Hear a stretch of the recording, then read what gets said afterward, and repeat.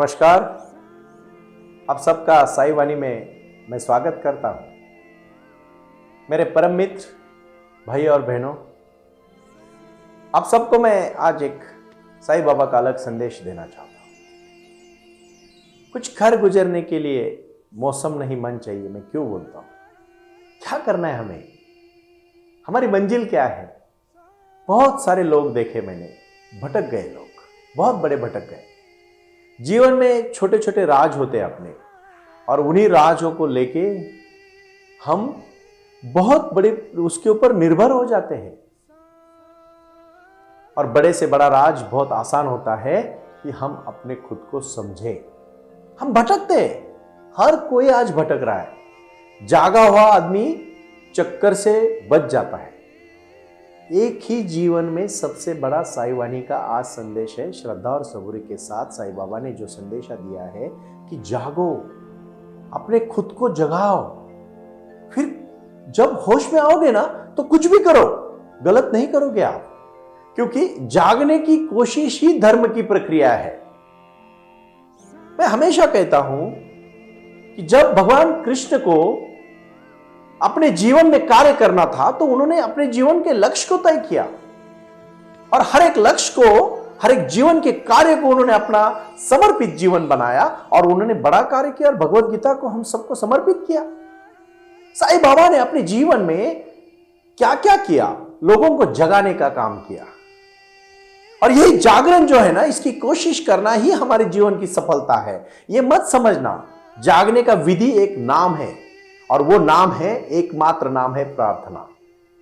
हम आज साईं की प्रार्थना करने वाले हैं। जब साईं का नामस्मरण हम करते हैं, जब साईं को हम ध्यान में लाते हैं, हर समय में, हर दिन में 24 घंटे होते हैं। 1 घंटा सिर्फ अपने आप खुद को दे दीजिए। 1 घंटा जागने का ध्यान है, विधि है, वो जागना है, ध्यान करना है, साईं ध्यान करना है, और बैठना है एक जगह पे और खुद के बारे में, अपने बारे में सोचना शुरू करना है।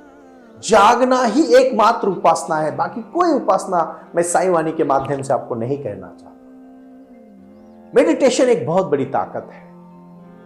वो एकाग्रता जो है, वो जागना जो है, वो जो ध्यान है, वो जो धारणा है, वो अपने जीवन में हमें आगे जाने के लिए, कार्य करने के लिए बहुत बड़ी बात होती है। और ये मैं सबको कहना चाहता हूं।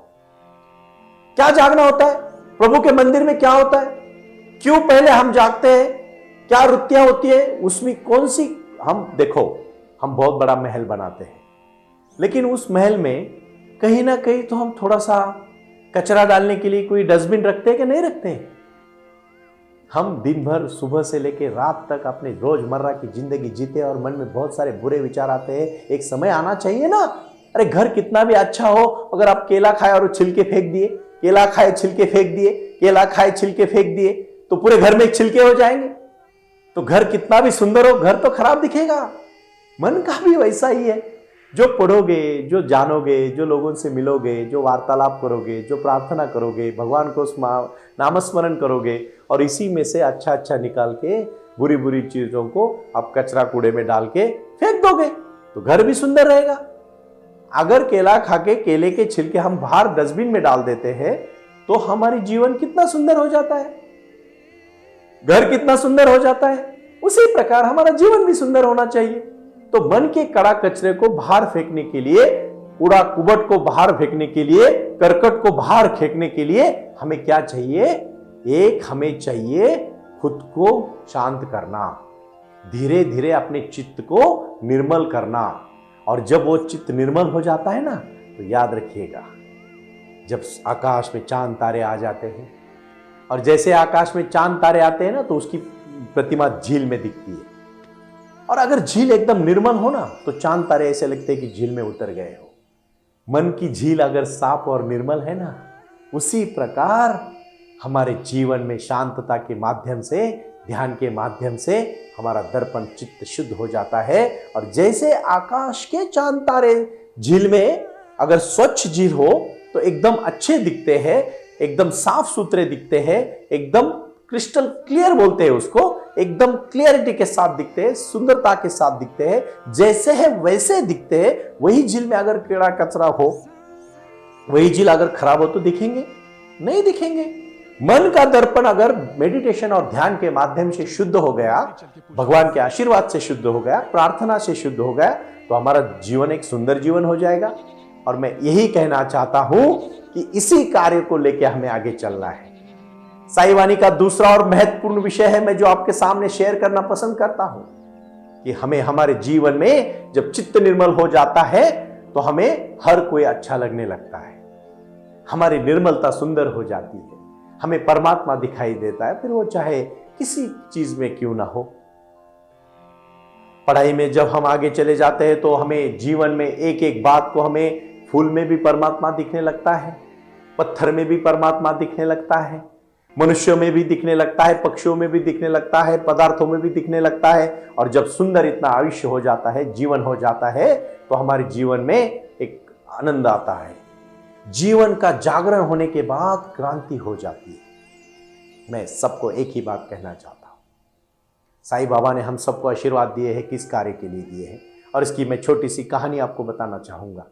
एक बार एक बहुत बड़ी और बहुत अच्छी कहानी है, जो मन को निर्मल रखने की कहानी होती है।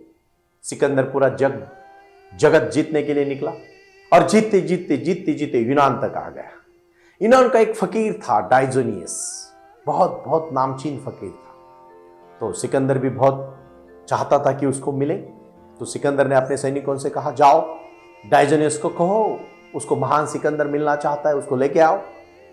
ये डायोजनीस सुबह सुबह जब उसके सैनिक, सिकंदर के सैनिक देखने जाते, तो अपने एक झील के पास नंग धड़ंग ऐसे ही सोया रहता है आराम से।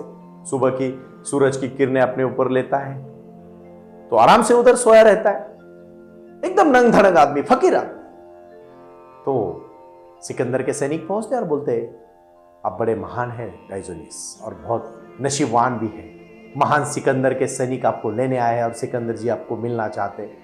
तो डायोजनीस थोड़ा शांति से देखता और उसको बोलता है कि कौन सिकंदर?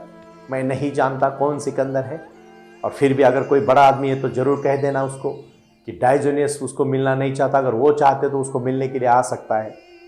बट सिकंदर ने उसी सैनिकों को कहा था, गलती से भी अगर डायोजनीस कुछ बोले तो अपना हथियार ना चलाना, वापस चले आना। वो सैनिक होते हैं, वो वापस चले जाते और सिकंदर को कहते, महाराज हम गए थे डायोजनीस के पास। तो उन्होंने कहा, मैं तो किसी सिकंदर को नहीं जानता हूं, लेकिन फिर भी अगर कोई मुझे मिलना चाहते तो मेरे पास आए, मैं उसके पास नहीं जाऊंगा। तो सिकंदर हंसने लगे और रोने लगे, मुझे अपेक्षित था यही आंसर आने वाला है, यही उत्तर आने वाला है। और फिर वो शांति से चले जाते।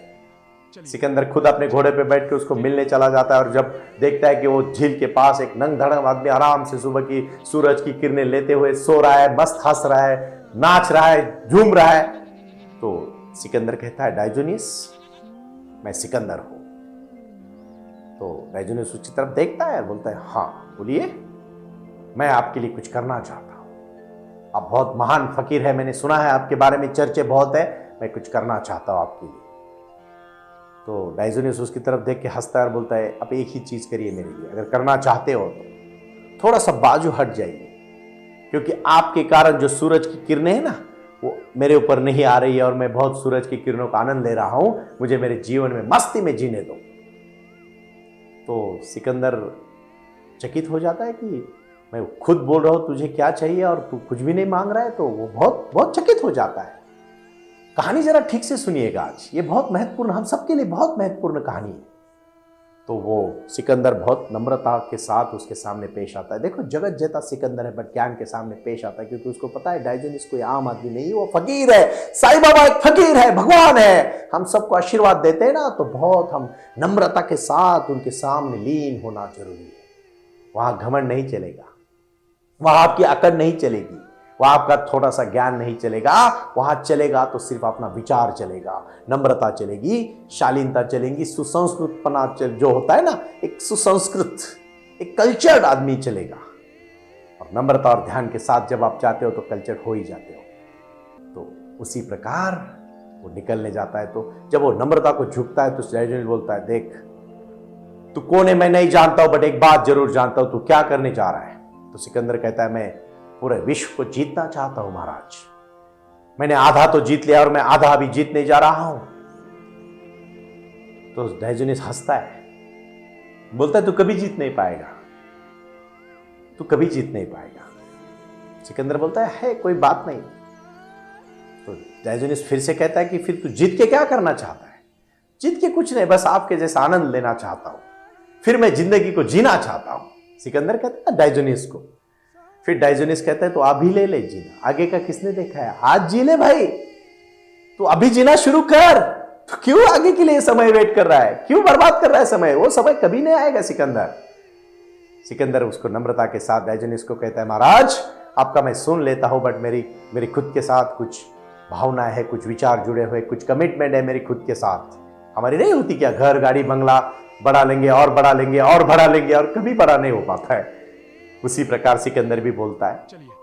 फिर डायोजनीस उसको पूछता है, सिकंदर उसको पूछता है आप क्या चाहते हो? बोले कुछ नहीं, खुशी चाहता हूं, आज का दिन है, खुशी से जीना चाहता हूं, मस्ती के साथ जी रहा हूं और सब कुछ पेट भर के जी रहा हूं और मैं खुश हूं। मैं पहले एक कटोरा लाता था साथ में, क्योंकि पानी पीने के लिए। मैं एक दिन इसी जगह पे सोया था तो एक कुत्ता आया और सीधा झील में घुस के पानी पीने लगा, तो मुझे लगा कटोरे की भी जरूरत नहीं, मैंने वो भी फेंक दिया। सिकंदर किसी चीज की जरूरत नहीं, इतना सहारा मत कर, इतना इकट्ठा मत कर। हम भी क्या करते, इतना क्यों इकट्ठा करते? कितना लगता है आदमी को? करोड़पति भी एक रोटी खाता है और अमीर गरीब आदमी भी एक रोटी खाता है, फिर रोटी के लिए इतना क्यों भागना? अरे भाइयों बहनों, साईं बाबा एक विचार कहते हैं, सबका मालिक एक है ना, तो सबका परमात्मा एक है, और वे परमात्मा के सामने पहले नतमस्तक हो जाओ, जिंदगी बहुत सुंदर है। और फिर इसी सुंदरता के साथ आप आगे चलो, कोई आपको रोक नहीं सकता, कोई नहीं रोक सकता। फिर दोनों एक दूसरे से विदा हो जाते हैं। चंद 8 दिन के बाद दोनों ही एक ही दिन मर जाते हैं। अब मरने के बाद दोनों स्वर्ग में पहुंच जाते हैं।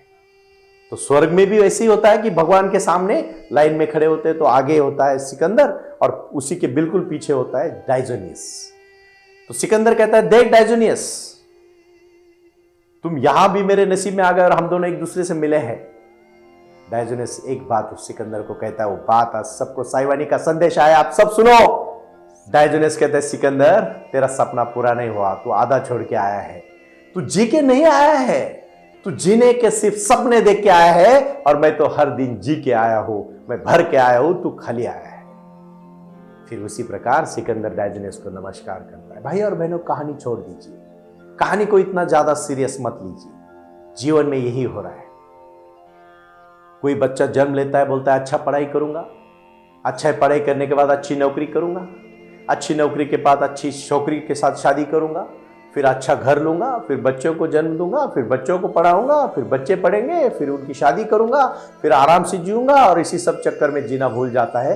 कल करूंगा, कल करूंगा, कल करूंगा। ऐसे ही कभी कभी 70-80 साल निकल जाते हैं, और जिस दिन मरने का समय आता है ना, एक ही बात बोलता हूँ भाई और बहनों, मैं नहीं कहता हूँ कि साईं बाबा का ये इसके बारे में ऐसा है कि मन भरन और उत्साह हुई जिंदगी जियो। जिंदगी जीना है ना, तो नम्रता के साथ, बट जी भर के जागरूकता के साथ जियो। आज का साईं वाणी का आपको संदेश यही है कि जीवन में जीना है तो नम्रता और शांति के साथ जीना है। क्यों करना है ये सब, किस लिए करना है ये सब, और किसके कारण हमें ये करना है? तो हमें हमारे जीवन में दृढ़ता के साथ संकल्प को लेके लक्ष्य रखो, लेकिन जिंदगी जीते जीते लक्ष्य रखो। मुझे यही कहना है, छोटी छोटी चीजों में आनंद लेना सीखो। फोन पे इतने लोग आज बिजी हो चुके हैं कि पास वाले के साथ नाम पता नहीं कौन रहता है बाजू में। दोस्त के साथ कितने साल हो गए कभी सामने बैठ के बात नहीं, क्योंकि फोन में बात करने की आदत लगी है। इतने लड़के गूगल से एडिक्ट हो चुके हैं कि कोई क्वेश्चन पूछे तो कभी बुक्स नहीं निकालते। बुक्स निकालो, बुक्स पढ़ो, बुक्स का वो सुगंध होता है ना, वो सुंदरता होती है ना, उसको आजमाओ भाई और बहनों। ये मैं क्यों कह रहा हूं आपको, यही तो जीवन है आज का, यही तो एक अपनापन है। भाग रहे हो आप हर चीज के लिए, और कब पहुंचोगे और कहां पहुंचना है आपको? जो जीवन का प्रवास कर रहे हो वो आनंद नहीं हो सकता क्या?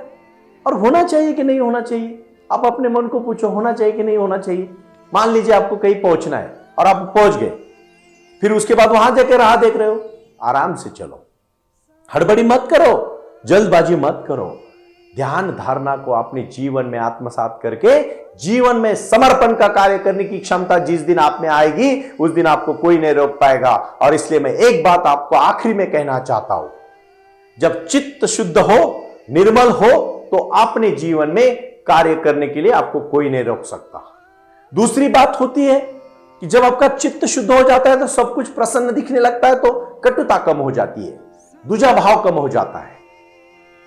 किसी ने आपको कभी दुख दिया हो, जाओ उसके पास, मिलो उसको गले और नम्रता के साथ बोलो, भाई मेरे से गलती हुई।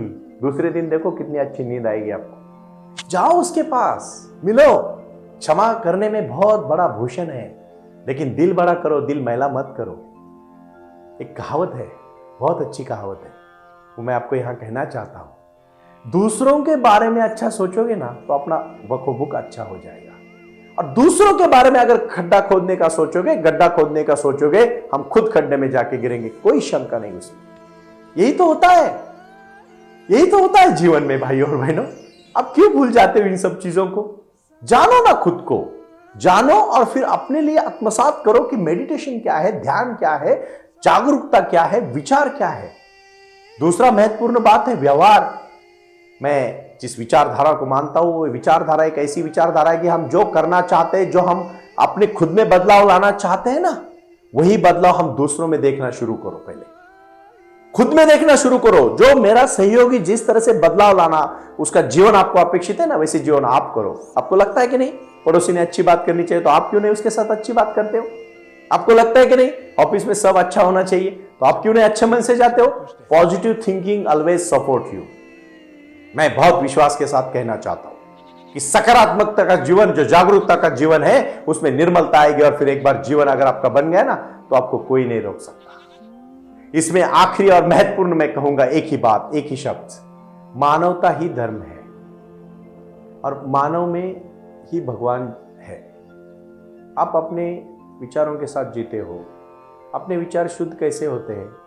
मैंने कहा ना, झील को साफ करोगे तो उसका जो कचरा है वो साफ करोगे, मन को साफ करोगे, मतलब जो आप देखोगे। मैं हमेशा कहना चाहता हूँ आप सबको कि आप जो अच्छा पढ़ोगे आपके विचार अच्छे बनेंगे। बट फिर भी लोग क्यों गलत पढ़ते हैं? गलत तो आने वाला है, गलत तो आने वाला है। जैसे देखो, घर बहुत सुंदर है, स्वच्छ है, लेकिन बारिश आ गई, आते आते पैर जब मैले हो गए, मिट्टी लग गई, घर में वैसे ही चले आए, तो घर खराब हो गई। हम जी रहे, क्यों पहले जगते हैं हम? जगने का मतलब होता है अपनी एक जीवन में आई हुई ऐसी कुछ कहानियां। ये कहानियां क्या है? ये कहानियां है उपासना। उपासना मतलब होता है एक तपश्चर्या, और ये तपश्चर्या है प्रार्थना की तपश्चर्या, मेडिटेशन की तपश्चर्या, श्रद्धा की तपश्चर्या। श्रद्धा बहुत बड़ी बात है। साईं बाबा के ऊपर आप श्रद्धा रखोगे, आपका जीवन सुंदर है, क्योंकि बाबा ने जो भी किया है अपने जीवन में बहुत बड़ी सेवा की है। आगे जाके मैं साईं वाणी के कुछ ऐसे भागों में और ऐसे अपने साथ वार्तालाप करते समय उन्होंने की हुई जो भी चमत्कार है, लोग उसको चमत्कार कहते हैं, बट मैं उसको सेवा कहता हूँ, क्योंकि अच्छा सेवा का फल एक चमत्कार ही होता है। इस जग अंगुलीमार ने देखा है, अंगुलीमार ने जब पूरे जगत ने देखा है कि बुद्ध के सहवास के कारण अंगुलीमार एक भगवान बन गया, नर का नारायण बन गया।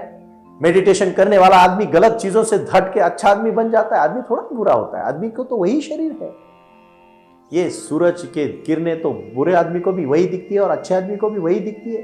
ध्यान करने के बाद जीवन में जो बदलाव आएगा उसी में तो अपना सुंदर है, अपना जीवन सुंदर है, और अपना जीवन का कार्य भी सुंदर है।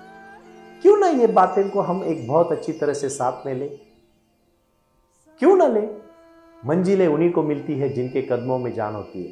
पंखों से नहीं दोस्तों, अपने हौसलों से उड़ान होती है। जागरूकता का, मेडिटेशन का, ध्यान का, साधना का एक हौसला होना चाहिए, और ये हौसला जब आप में होता है ना, तो मैं एक आखिरी में साईं बाबा के माध्यम से कहना चाहूँगा, फूलों से हंसी मुस्कान हो आपकी, चांद सितारों से भी ज़्यादा शान हो आपकी, मेरे भक्तों आसमान से भी ऊंची उड़ान हो आपकी, आसमान से भी ऊंची उड़ान हो आपकी। यही आज बाबा का संदेश है।